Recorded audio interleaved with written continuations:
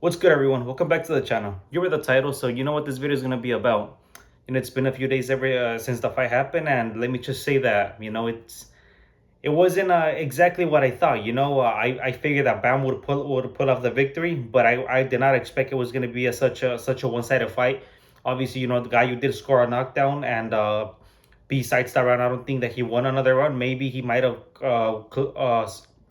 won another close round, but beyond that, I don't see him having any more success beyond the knockdown, beyond the round where he scored the knockdown. So let me just say that Bam looked phenomenal. Bam looked superior in every aspect. Obviously, a lot younger, experience did play a factor on Gallo.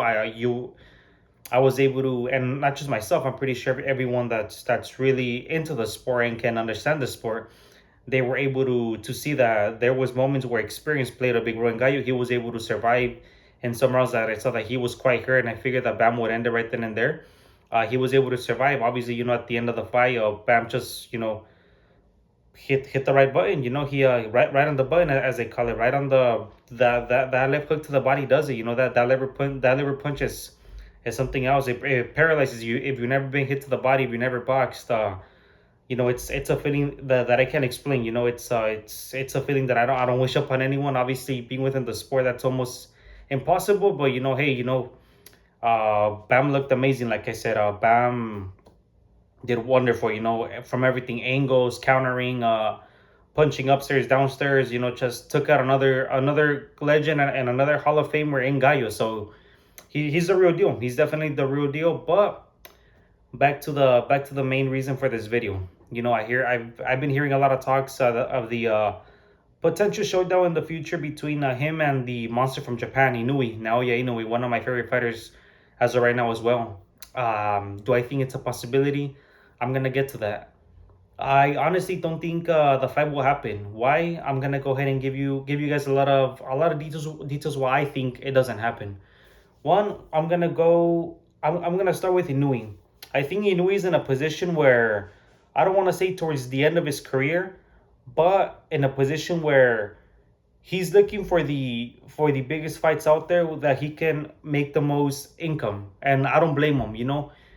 Becoming a disputer at 118, becoming a disputer at 122, he's proven himself to the point where he can chase after the bigger fights, and I think the bigger fights are at 126. You have El Venado Lopez, you also have Robesi Ramirez, you have the other fighter that just beat Robesi, Espinosa.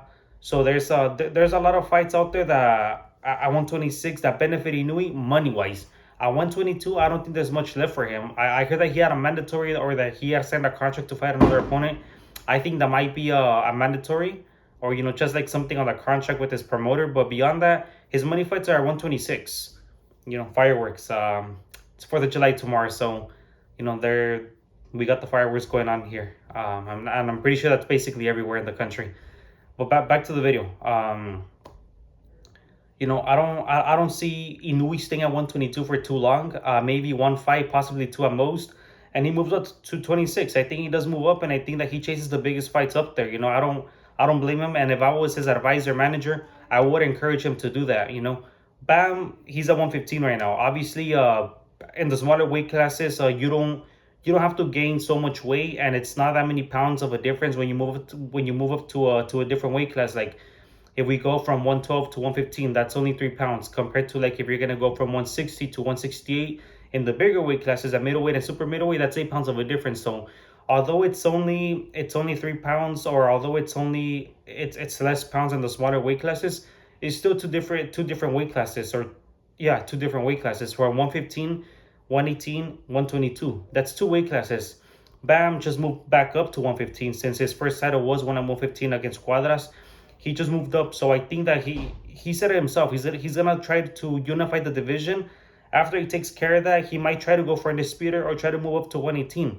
I believe by the time he's at 118, it would be at 126. I don't see that fight happening because of the weight category. I don't Not because I think the skills are a match, or not because I don't think it's possible, simply because of the weight. That's the reason why.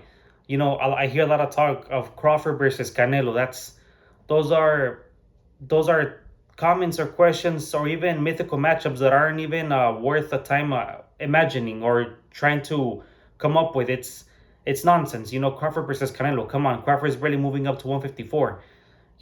He's almost 40 years old. He's about 37, 36 years old, so he's not that far away from almost retiring.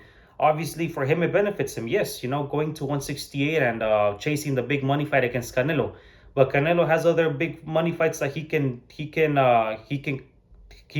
or he can come up with at 168 that doesn't need to be Terence Crawford. So those mythical matchups are matchups that people come up with, or sometimes the media throws out there. It's all nonsense. It's fights that aren't even worth talking about. It's I heard a couple. I've seen on a few videos, on different social media platforms where Terence Crawford mentions that Tank had said something that he would knock him out at 147. Again, those are fights that aren't even worth talking about. Tank versus Crawford. Come on, Crawford's moving up to 154. Tank is at 135. It's just nonsense. It's nonsense, and it's not even worth talking about. It's basically, if anything, I think it's just hurting the sport simply because the fights are only made for the money, not really because you're looking to go after greatness. It just doesn't make any sense looking at from any direction. Same thing with Bam versus Inoue. It doesn't make sense. A guy that just moved up to 115, which a guy versus a guy that's at 122, who within the close near future is gonna move up to 126. Doesn't make any sense. It just doesn't make any sense. I don't see that fight happening. I don't think it will happen. And if it does happen, it's gonna surprise me. It's gonna surprise me, and I think I just don't think it happens. I don't see it happening. Same thing with the Crawford versus Canelo. I don't see that happening either. It's like saying there was talks of Canelo a couple years back fighting Usyk at 201 pounds. Come on, that's nonsense. It doesn't make any sense. That's comedy right there. I don't see those fights happening, and I definitely don't see the Bam versus Inoue fight happening. I figure I wanted to leave that out there just to clear the minds of those few that actually love and look into the sport. A lot of people, unfortunately, don't really follow the sport too hard. They don't really enjoy learning the history of the sport. A lot of people simply watch it for entertainment, which is nothing wrong. Nothing wrong with that. But to those people who really enjoy the sport, I'm gonna tell you guys right now, don't pay attention to those fights. Crawford versus Canelo, Bam versus Inoue, Crawford versus Tank, Canelo versus Usyk. Those are just nonsense fights, and it's not even worth your time. It's not even worth you investing your time in them. So that was it for this video. I wanted to leave that out there. Do I think it's possible? No, once again. And I hope you guys don't fall for any of the BS the media throws out there sometimes. So that's it for this video. I wanted to put my thought behind that mythical matchup out there. So a lot of people, or the little people that truly care for it, can clear their mind on it and don't follow any of the nonsense. So thanks for watching, guys, and I see you guys on the next one. All right, peace out.